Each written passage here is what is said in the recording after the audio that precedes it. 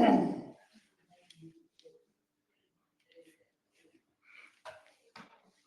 everyone. Welcome to our presentation today of our 2024 year in review and our 2025 employee experience predictions.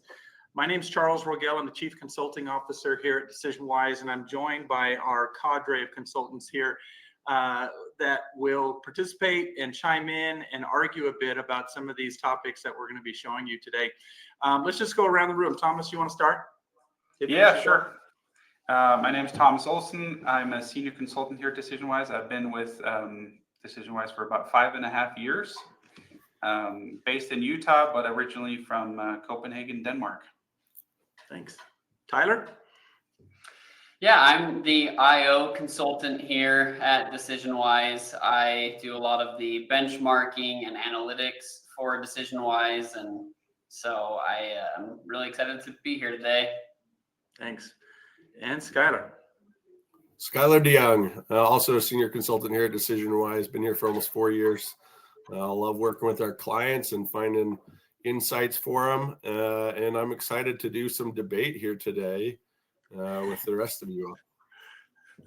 Thanks. And the reason why I say that is that throughout the year, we work with probably, I think this past year, we did approximately 230 different projects or annual employee survey projects with clients where we debrief the results, analyze the results, talk to executive teams, talk to HR professionals, and help to kind of quantify and share or understand exactly what's going on in their organizations. And what we're trying to pull together in this presentation are the insights from those interactions that we've had over the years. And some of those differ, they vary a bit by industry and from what we've seen. And so we put our heads together every year to kind of update our slide that we're going to be showing you here today to talk about these trends and predictions.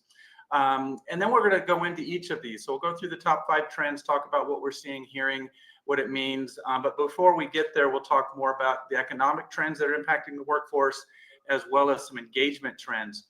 So we hope to kind of also include your feedback today. So we want to make sure you all participate. We want to hear from you in terms of these trends, what you think about them, how you might rank them for your organization, because they do differ a bit. But these topics here about compensation, workload, and so on are what we're hearing most from our clients. So let me jump into our presentation. Here's the main slide that we've been updating and adding to year over year. We started this back in 2020 when the pandemic set in, and we noticed that these topics, all of a sudden, the way and what we were measuring and talking about and measuring on employee surveys, typically annual surveys, the emphasis shifted pretty quickly. All of a sudden, it was about safety and how do we keep our employees safe. Diversity, equity, inclusion became a really strong emphasis. Before that, we were using or asking questions on employee surveys about DEI with maybe 10 or 20% of our clients. And after that, it was all of our clients wanted to have some questions there to understand and measure that more specifically. People were concerned about communication, productivity when working from home, collaboration, all that kind of stuff. And so that's where we started saying, hey, this is a big shift. We need to kind of document what we're hearing here and what's going on.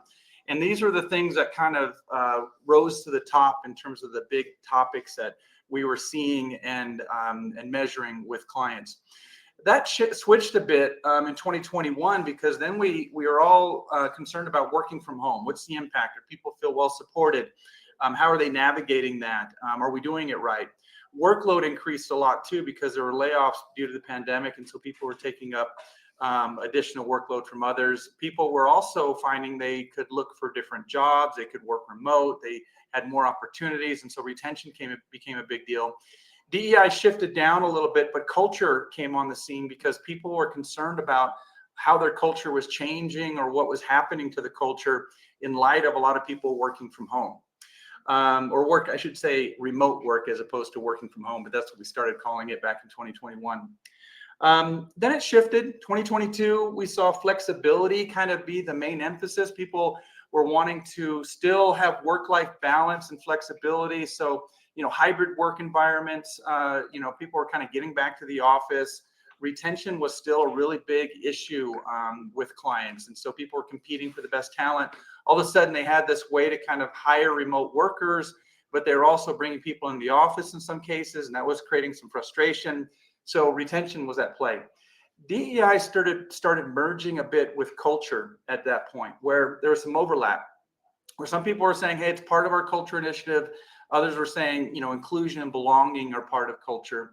Workload was still a concern, and mental health kind of peaked its head a little bit back in 2022, but didn't gain much traction. So there's some concern about mental health, working, remote, those sorts of things, navigating all the stress that came from the pandemic.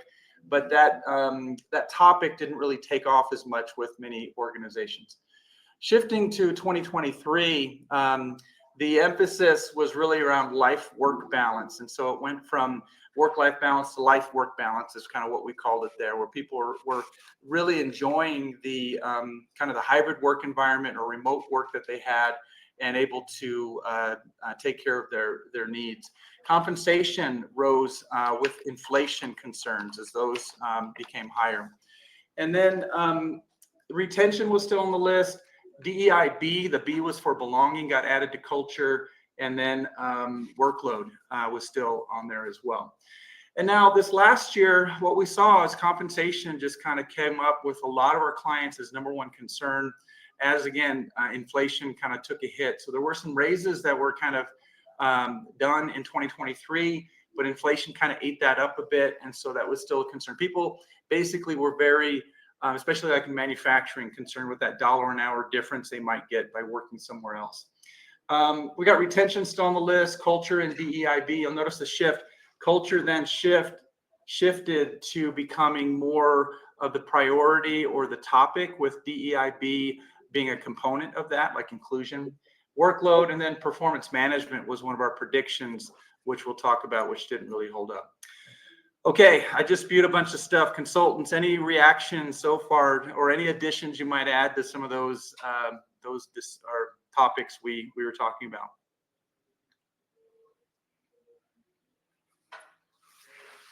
Not specifically. There is a question here. Steve is asking about financial wellness. Yeah.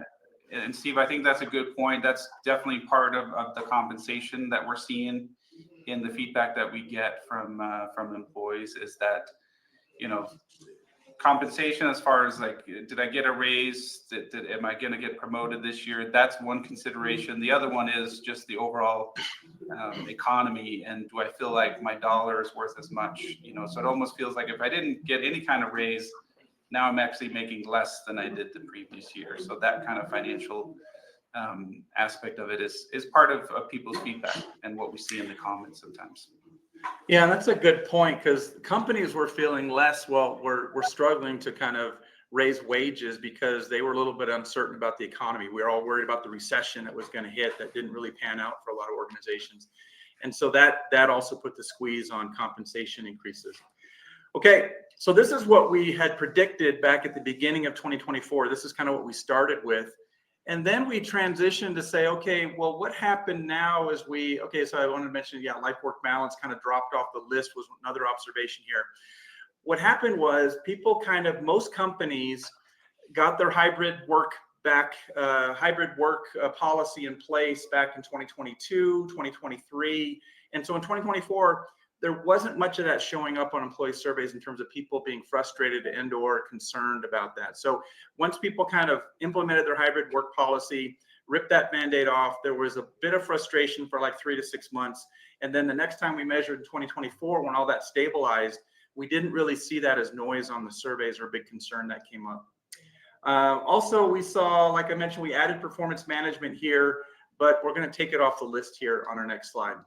So this is what we're predicting and coming up with, and this is where I want a little bit of argument from our panel here in terms of what we're seeing. We still have compensation on the top of the list. We saw back in 2024, processes actually kind of came up more. People were kind of frustrated with how things were running, efficiencies, systems, things like that. So getting those right size, we saw that a lot in the comments as well. Retention kind of dropped off the list. And I'm going to have Skylar talk a bit about this because you don't see it in 2025 here, but we did add communication to the list and we moved processes up the list a bit. So Skylar, any insight on the retention topic in terms of why we moved that? Charles, can we first, Mike had just a question, and I think Yeah. we've answered it a little bit. What produced this, these trends? What kind of decided that these were some of the trends that we looked at? Yeah, and I can start. Some of this is just in terms of the topics or themes we're seeing in general. So a lot of this might be, I won't say anecdotal, but as we're talking with clients and seeing these emerge over and over again, these are the trends that we're seeing. So these trends meaning these are the concerns that our customers are coming to us with and trying to understand and quantify a bit more. And a lot of these also emerge from the comments that we're getting from surveys. So sometimes we're not asking direct questions about whatever compensation or retention, but we're noticing that retention is a struggle. That's the main concern people have. And so they want us to measure or understand that better. Yeah, it's kind of a hybrid of everything, right? Because with compensation, we definitely saw in the last year, that was the number one talked about things in the comment section, that wages weren't keeping up with inflation. And we saw that from the employees, but then we also saw from like leaders of organizations, the more of the concern around retention in 2024. And then we saw more layoffs actually happen in 2024. And we saw concerns from employees around workload kind of increase. So somewhat an answer to that, but also somewhat in the answer to why did we see retention drop off somewhat? We are definitely seeing some trends in the world where we're seeing more knowledge workers laid off in tech industries and certain industries. And so compensation, workload, and processes becomes really important because people want to know, well, how are we going to make sure we do with less headcount, what the processes look like. But those are some of the things from my clients for sure. Yeah, I'll add, I should have mentioned as well, we've got slides for each of these. And so we've got some data measurements that we have around processes and compensation and stuff that will show you. So we'll back this up with some numbers here as well as our own experience that we've seen.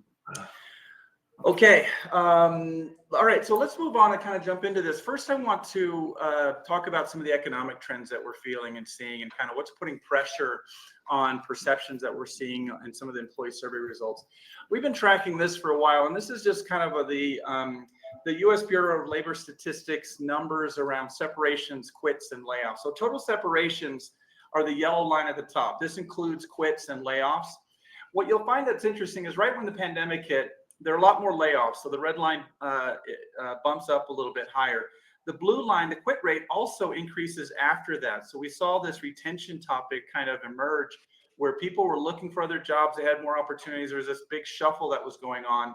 Those quit rates, though, have kind of come down to this 2.1 range, which is similar to what we saw previous to the pandemic. So it might seem in your organization that people are quitting more, but looking at the past numbers, that blip is kind of decreased a bit now, where we're somewhat back to normal in previous levels. Also the layoff number kind of surprised me a bit too, because we hear a lot in the news of a lot of companies, especially in the tech industry, where there's a lot of layoffs going on. And so you kind of feel like, oh, there's a lot going on there. It's lower than we're typically seeing historically as we're measuring some of these things. So it does change a bit depending upon the industry you're in, but collectively across the U.S. workforce, it is down, the layoff rate, and the quit rate is kind of back in a normal range. The other thing, though, the problem I think we're seeing is that it's this solid line at the top where we have the number of job openings that are available. So 4.6% of job openings is the kind of the number we have here. We're barely keeping up with hires and separations. So we have just a 0.1% higher in terms of the hires we're able to make based on the separations we're seeing. That still leaves a gap where a lot of organizations have open positions that they're trying to fill, and it's difficult. Next, we show that the unemployment rate is just low. It's historically low. And so as we look at this, we've got 4.2% for the latest number that was measured back in November. That indicates that for every unemployed person, there's 1.8 job openings. The insight here again is that we're probably not pulling much from that pool of unemployed people. There's kind of, when it's that low, generally many of the people who are unemployed aren't the most employable types, the ones you might need. So you're kind of trying to pull and compete with other organizations for your job openings, which also means that you're probably having to increase wages to attract people to those positions. And then a couple other data points that we pulled from Pew Research Center.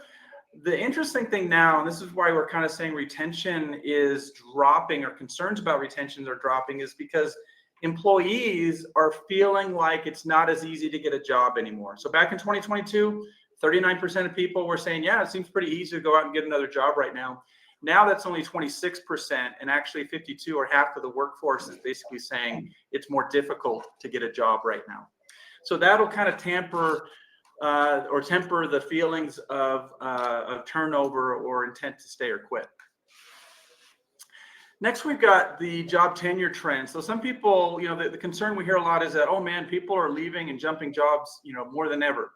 Well, not at all, as you look at these numbers. So these numbers are pretty consistent in terms of tenure. Those less than 3-year tenure group, still hanging around 34%, like we always saw it. In other words, 34% of those have been with their employer for 3 years. That means, the other, 62 or 66% have been leaving. Well, that's pretty typical. So less than 3 years, tenure seems pretty even.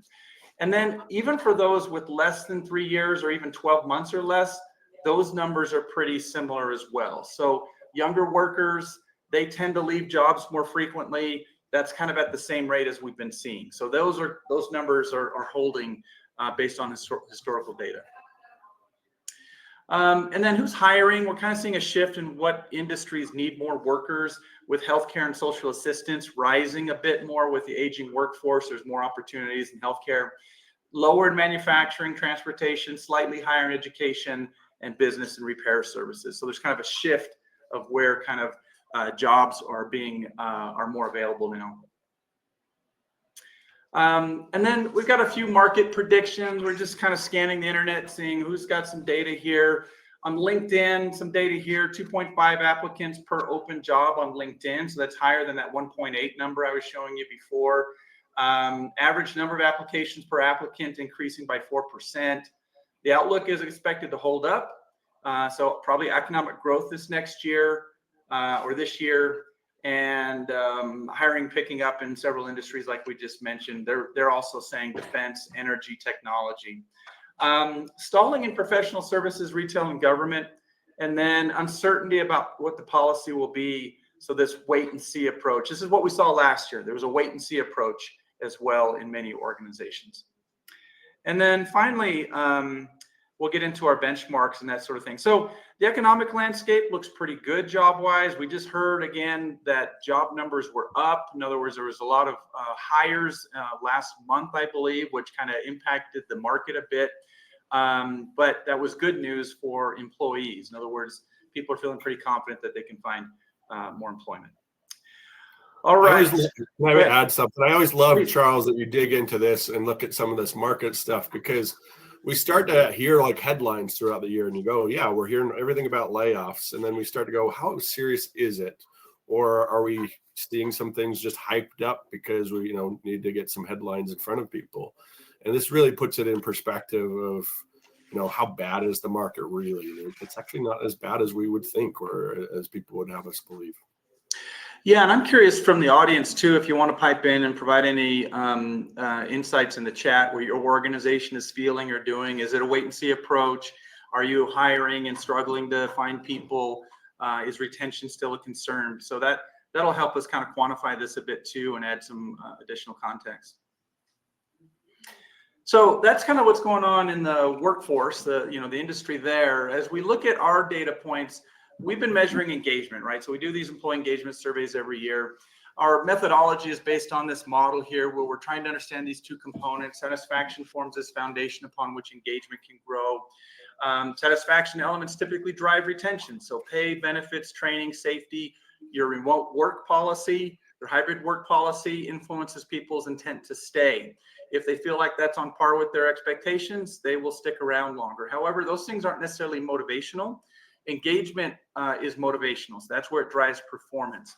And the typical items or topics that drive engagement are these magic elements. And so as we've been doing this for 28 years now, we constantly see, as we do driver analysis, meaning, autonomy, growth, impact, connection, these topics from the survey questions we ask rise to the top. In other words, if people experience more meaning or growth at work, they tend to be more motivated and excited about their job. And so we're trying to cultivate this stuff up top and mitigate a bit some of the things at the bottom so people can have a great work experience. We measure it this way. So we have some questions on a survey we call engagement anchor questions. This subset of questions on the survey give us a measurement of how engaged people are in their job. And a lot of these are, looking forward to your work every day, overall, I love my job, things like that, kind of outcome statements. And if you're, saying strongly agree to most of those statements on the survey, we put you in this fully engaged group.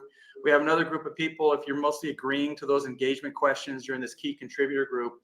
But only 17% are more neutral on those questions, and only 5% are really disagreeing with those topics overall. So we find that most people are engaged, with fewer being fully engaged, 78% being kind of the index that we benchmark to.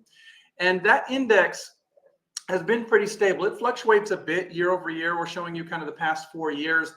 Tyler right now is compiling our data from last year, so we'll be adding that to our slide here shortly. But 78% is kind of what we do as a 4-year rolling benchmark, so we can kind of understand how people feel overall about their job.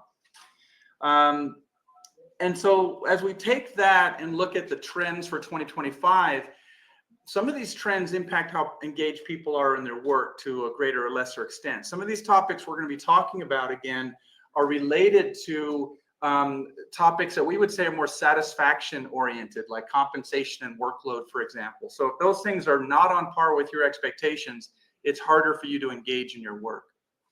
All right, so let's jump into the first one. We've talked about compensation a bit.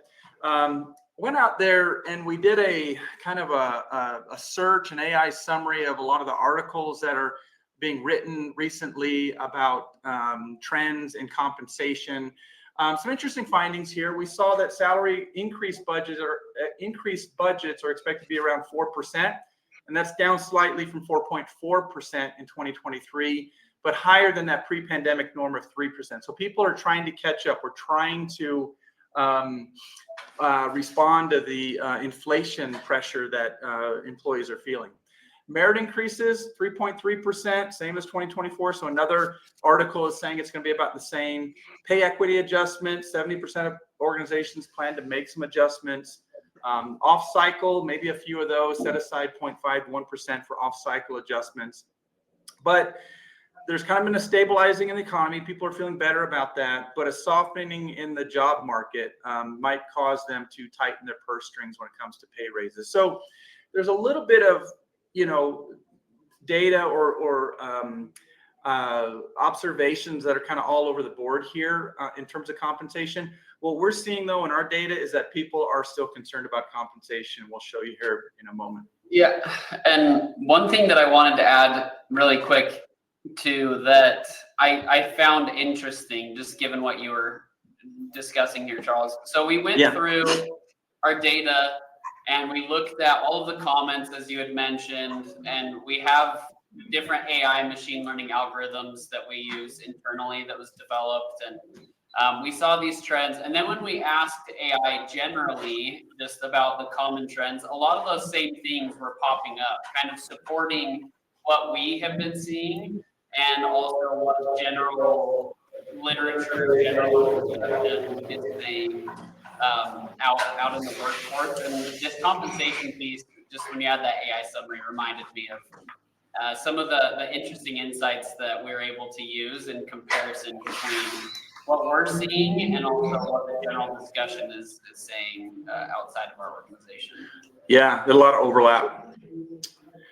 And so one other data point, so Pew Research Center did some surveying on this as well, basically finding that the increases we saw in 2021, so there, we saw an increase in wages after the pandemic. We're trying to retain people, that sort of thing. But with the pinch of inflation, those increases kind of got erased a bit. And so now we're seeing that the median annual earnings went down to $60,000 compared to $64,000. Not like people got paid less. It's just that inflation took a chunk out of their pockets. And so that's why we're still seeing this appear on employee surveys when people are feeling like, is this real? Oh yeah, my rent is up and other things are more expensive. We have a few questions we asked on our surveys. Typically, we say don't ask these questions unless you plan on doing something about it. Like if you have plans or if you've made some adjustments, include these on your survey. Otherwise, we're going to hear about it in the comments when we ask them at the end of the survey. So we have seen a decrease over the years on some of these statements, like I feel my compensation is competitive. Well, we're down to 43% agreement on that statement, agree or strongly agree. Compensated fairly went up slightly in 2023. I think that's a result of people feeling like there were some increases provided as well. And then, yeah, we've got some background noise. I don't know if that's you, Tyler. Maybe go on mute until we're talking again. Yeah, I think maybe all of us that aren't talking should mute, because I know that's background noise for me as well. Okay. And then to Tyler's point, this is kind of what we typically see. So here's a sample of what we're seeing from a typical employee survey. We asked this open-ended question, what could we do to make this a better place to work? And we just see a lot of people mention compensation, wages, increases, things like that, pay basically going into this. And so 45% is not uncommon in terms of the amount of mentions that get mentioned in our comments. So what we do in our system does this for us, where it categorizes all the feedback by topic. And out of the 356, for example, almost half of those responses said something about compensation. Staffing, recruitment, workload is another common theme we see come up. So we run this, we see this slide. This is a very common distribution we're seeing with clients right now. And then we get in, we can do some AI summary on these compensation topics and see what people are saying. And typically, again, it's raises, keeping up with inflation, things like that. I'll say that I'll add a little bit of 2 cents on this. What I've seen with my clients, as you showed the compensation questions, and I liked your note of we don't usually recommend these unless you're going to make some changes. Yeah.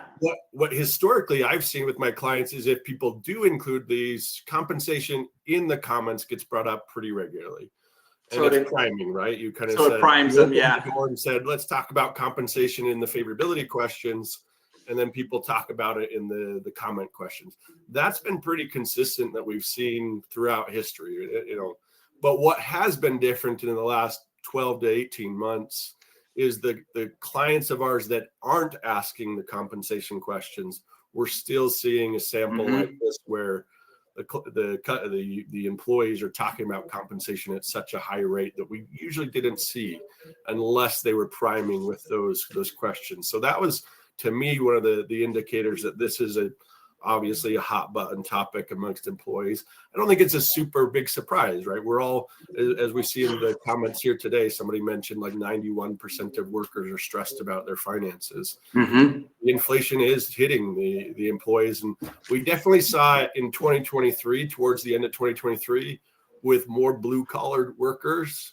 And then I think it's been hitting more white collar workers in the 2024 that we've definitely seen it kind of rise to the surface so much more. Yeah, because before the pandemic, compensation was like 4th or 5th on the list. It wasn't. Communication was the top comment in the past, or senior leadership or something. And now compensation's really broken out. All right, so that's why we're kind of putting compensation there, number one. The next one's around workload. Workload's been interesting because it's somewhat unique to the department or job function you have. We asked these questions on the survey. We're kind of seeing that the amount of work I'm expected to do is reasonable. It's pretty similar across the years. The level of stress in my job is manageable. So this doesn't indicate, hey, this got worse necessarily. It was actually somewhat better during the pandemic in 2020. But it hasn't really rebounded that much in terms of percent agreement. And we do see it show up again more specifically in some areas. And so here are those points where it's dependent upon the job role. Sometimes this is outcome of being short-staffed or this difficulty that you're having in hiring. Those remaining employees have to pick up the task of those that leave, and there's no immediate replacement. People want to get a raise, and so they want to get a promotion, but then they get promoted and they keep the same tasks. We don't backfill for that open spot. And then supervisors and managers, usually when we're looking at the differences in the survey, they have lower perception on these workload topics than non-managers. In other words, supervisors, managers feel busier, more stressed than their direct reports. So anything else you're seeing, consultants, in terms of these topics? Just the one, the third point there.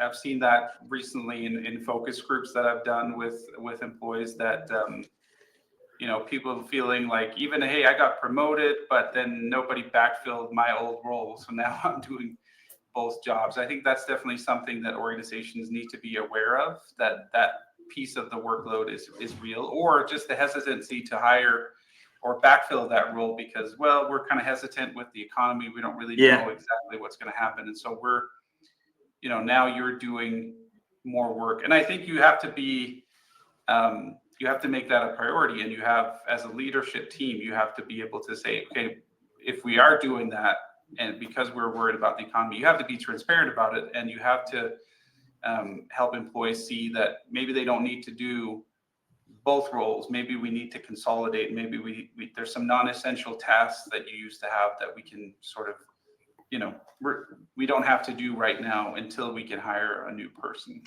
or else that workload is going to get to people, and you're going to have a hard time. Yeah, it's the same. I've seen 3 and 4 be the big pain points for sure. Sorry, I don't know if I talked over you there, Thomas. But No, you're good. Just seeing if there's a comment here. Yeah, benefits. Steve's saying you'll probably see benefits go up as typical rates have increased 15%. Employees are passing on much of the cost. Yeah, that factors in the compensation topic. no, as far as cost of benefits, yeah. And then people's resilience to the workload and to handle the workload. I think, Sarah, that's a good point, that, in organizations were more aware of people's workloads. They were a little bit more sensitive to it when the pandemic hit. People were, sometimes just happy that they still had a job. Organizations were happy to keep people. And now we're sort of almost moving back a little bit more. Organizations are pulling people back into the office. And so there's sort of this expectation that people need to start working more. But people over the last 3 or 4 years have been used to maybe a little bit more work-life balance. So. Yeah, that's a good point, because I think we adjusted, that emphasis where people got a taste of the good life, so to speak. So life-work balance became a priority. The emphasis on the grind wasn't as popular anymore, and so that resilience to workload might have decreased. What we see too is when we see lower perceptions on those questions I was showing earlier in an organization, then we see lower perceptions on statements related to this organization cares about me as an employee, or this organization listens or values my feedback, or the amount of recognition I get at work. So they feel like we're not being appreciated, cared for, listened to if workload remains high. And then this leads to burnout. It's a detractor from employee engagement. Sometimes those questions show up as drivers of engagement when we do a driver analysis, but they are not driving engagement. Well, positive, perceptions would drive engagement, but if it's too low, it detracts from engagement. So then we'll revisit kind of the culture topic here. Culture has been interesting because we've done a lot of work on this recently, kind of added some additional questions to our surveys to really capture this. But here's kind of our take and our model here. So culture is kind of what we build. It's basically the way we do things around here. Your culture is there whether or not you're deliberate and have defined it or not. So people can describe the culture pretty easily, even if you haven't done so yourself deliberately. That then in terms impacts how people experience their jobs. So your employee experience is kind of the sum of all your perceptions there. It's kind of what we measure on employee surveys. And then your reward is really engagement. So if you create a good experience and the culture is really driving a good experience, then people will be more engaged and excited about their work. And so this is kind of the flow we see. A lot of times organizations don't really consider the culture or think about the culture much, not that deliberate about it.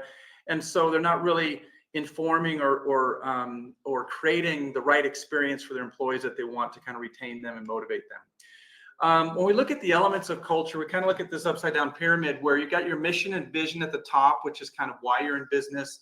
Your strategy is how you kind of get there. your values are kind of the operating principles that we use to get there. They help you kind of make decisions. And then you also can have leadership competencies that help reinforce the values and the mission, the strategy and mission.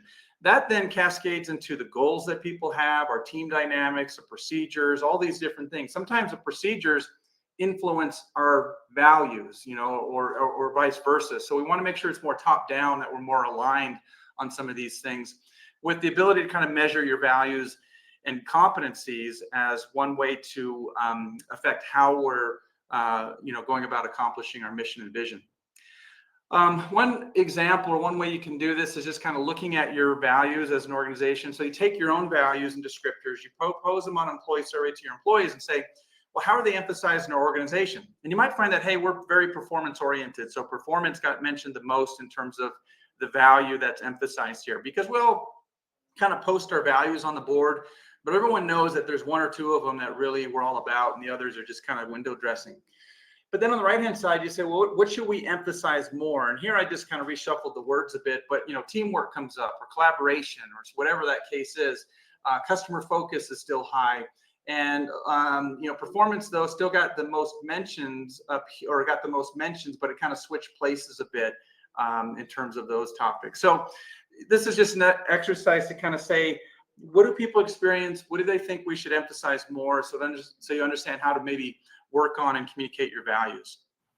The next thing you can do is really look at your culture types. And so as you think about like Bob Quinn's competing values framework, and these are kind of different wordings, but generally there's kind of the collaborative culture, creative culture, conservative culture, or you're more competitive or performance oriented in terms of culture.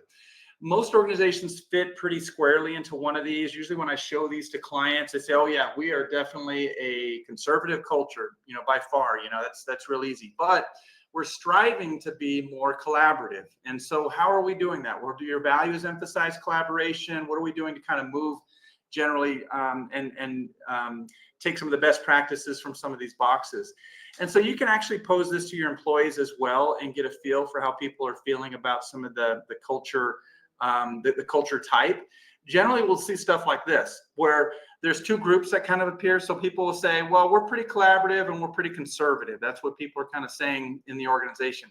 But what should we emphasize more? Well, there's still an emphasis on collaboration, but the creative type culture kind of squeezes out this conservative emphasis that we have. And so it gives you a feel for what people are craving and what we might emphasize a bit more, migrate to in the future to drive performance. Let me add a note on those real Please. quick. So when I've done these with my clients, what I've really loved is this changes the conversation with leadership oftentimes. From a lot of the satisfaction-based questions we'll have on surveys, like do you have the tools and resources to do your job? Do you have the training? You're getting growth opportunities, right? Those are pretty common questions we have, and they're still great. But when we add some of these culture questions, the conversation becomes around, well, wait a second, or how are we driving impact as leaders? And do we want this type of culture? How can we make adjustments to the culture? And then they start looking at the satisfaction-based questions in a little bit different light of, okay, yeah, we're not offering growth opportunities. And that's maybe why we're seen as more of a competitive, organization rather than collaborative. And so I've just really loved when we include some of these questions, because it does change the paradigm from just like that basis level conversation to more of impact and how are we impacting from a leadership perspective. So I just wanted to share that 2 cents on these types of questions because they're really fascinating. Yeah, that's a good point, because leadership, senior leaders do drive the culture of the organization. They're the ones that kind of lay the foundation or groundwork, and people model what they see from leadership for the most part. So this is a good exercise, kind of a good add-on that you can do with your surveys to kind of get a feel for how the culture is working if you're doing this kind of stuff. So sometimes people say, well, we're not quite ready to go there and do some of this, but it's kind of the tip of the iceberg. So this is kind of where you want to start to get this feel. Then you kind of look at your values. And then we have these other questions that we typically ask on our surveys about belonging, feeling comfortable in the culture, being myself at work. Generally, we see pretty high perceptions here. So, 78% agreement, 81% favorable. These are pretty high scores that have been consistent in most organizations. But those that are less engaged, they generally respond less favorably to these statements too. So they're not feeling like they fit. Things aren't working for them. But then, belonging, the culture, these are kind of all tied together in some of the typical ways we measure it.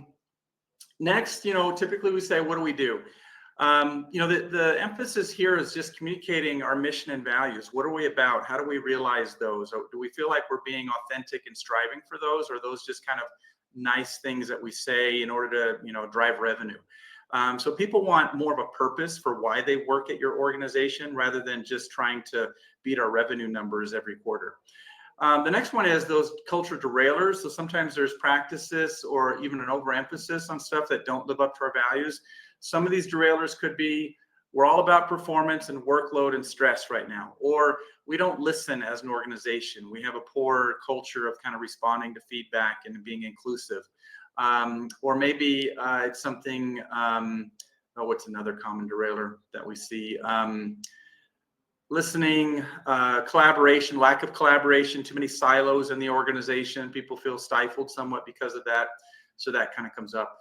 And then developing leadership competencies that drive and reinforce the values that you measure either on your surveys. So you can have a section of questions about your supervisor, for example, 10 questions that measure more of the competencies that we're trying to strive for, or directly with using 360 feedback tools. And that gets your leaders all aligned, measured, held accountable to what we're trying to create around here. And that helps shape your culture when people have some data to look at in terms of how they're aligned with it. Charles, there's a question here, or just a comment, I guess, sort of a mix. Eric says, if you have everything else, if you have the right culture, training, tools, benefits, people care about you, will you still lose the person to higher compensation? Or the reverse, terrible workplace, but high comp, are people going to stick around? And I think, I don't know if there's a right or wrong answer. I think people always have a sort of a number, right? Where you would say, hey, if I got 10K more, I would go anywhere.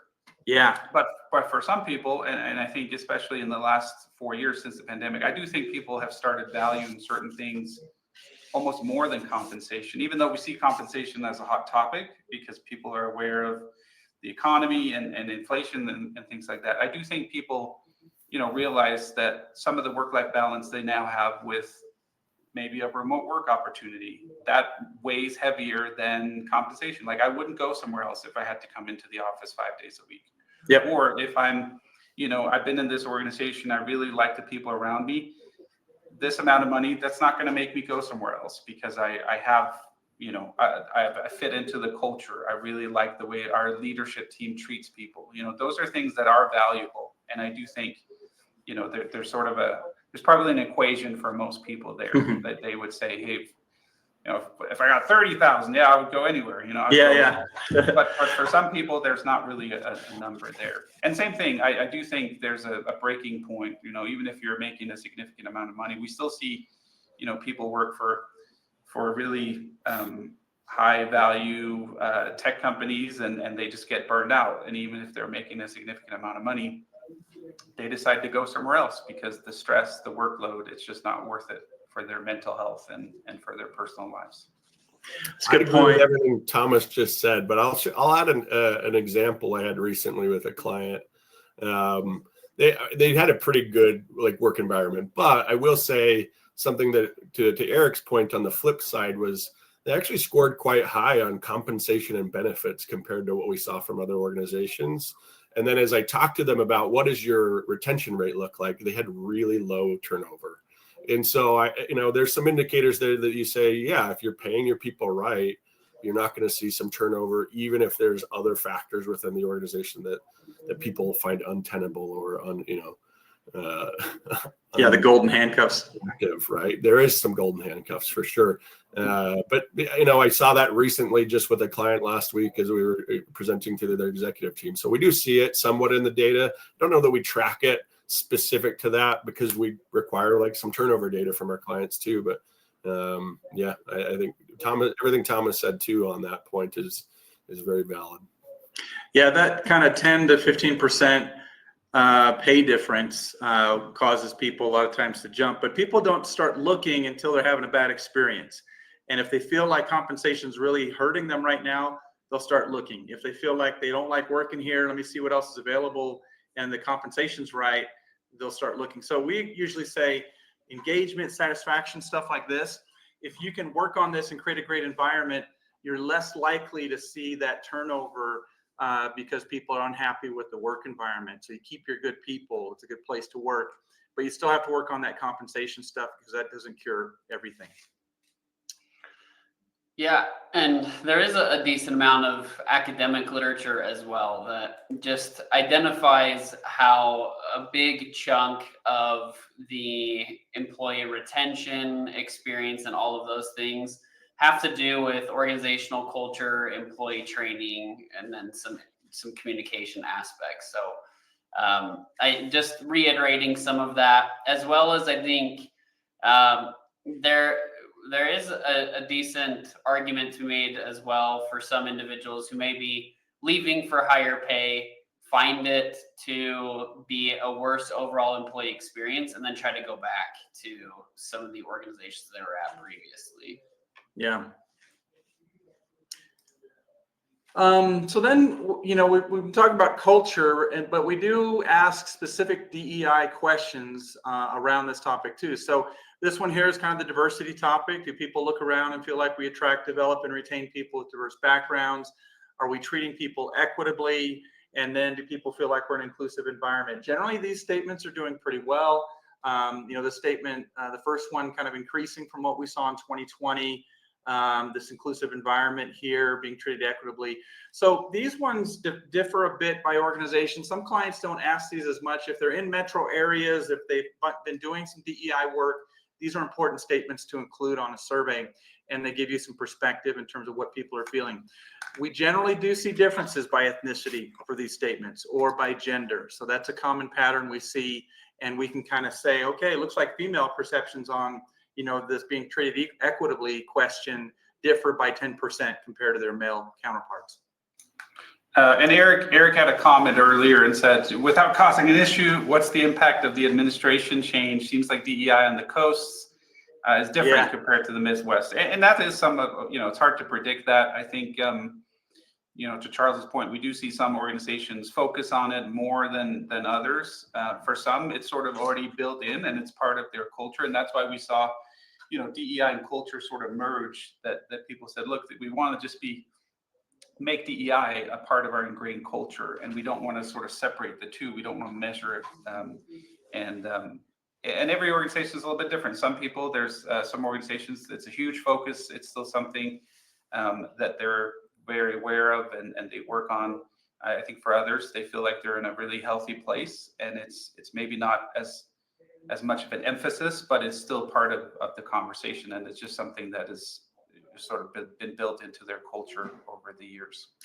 Yeah, and I think the emphasis and why we're saying it's gone from DEI to culture is there has been somewhat of a pushback on that, where people have felt like, hey, this isn't really paying off, or why are we asking these questions, or we're making a big deal where there isn't one. It's still important, and we'll show you some additional data points here about what we're kind of seeing and how this is shifting a bit. We've added some additional questions in terms of just measuring the impact of some of your efforts. And so these we found were interesting, where, efforts to promote are having a positive impact scored higher than we've seen the culture improve as a result of our efforts. So lower perceptions on these two statements, and they score about the same we've seen over the past 2 years that we've started using them. What's been interesting is, as we've looked at how these questions perform, they are dependent on the diversity of the population and your location. So where there is a more diverse population, you do want to be measuring these things and understanding these better.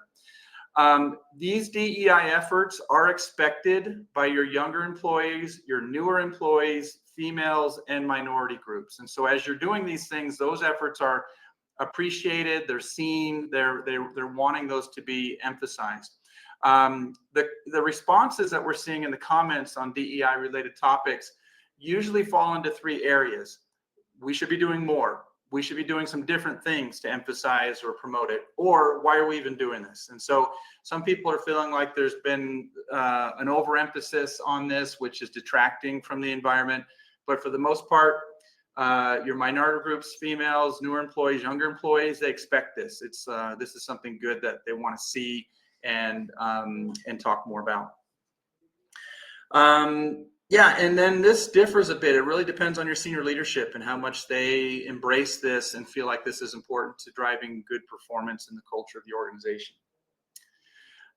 Best practices, we've kind of touched on this. We did another webinar on DEI best practices last year, kind of pulling in some of these insights here, but really determining what does diversity mean for your organization, doing some training, conversations, workshops. It's just the conversations are really important. Or do we bring in, every once in a while a speaker on certain topics just to kind of get the juices flowing and get people thinking about this topic and how it works?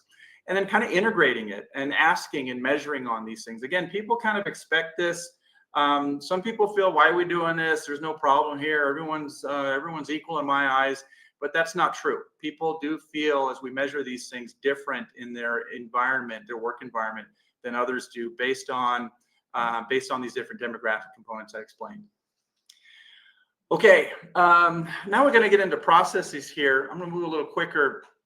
We've got 8 minutes left here. This is kind of the new topic. It's really kind of emerged. These questions right now seem to be performing pretty well. So we'll see about 70% agreement on, our processes enable me to work effectively, or we've made progress. But we see stuff appear in the comments. And so when we look at the comments, this is like the second most mentioned topic now. It's compensation and processes, number 2. And what we're hearing as we do some summary on those comments about processes are these topics here: inefficiencies, decision-making authority. Is it too top down? Or am I empowered? Sometimes we have processes, but we don't adhere to them, and there's no accountability for people who don't follow them. Systems and technology gets mentioned a lot. Training or awareness, or just what is the process?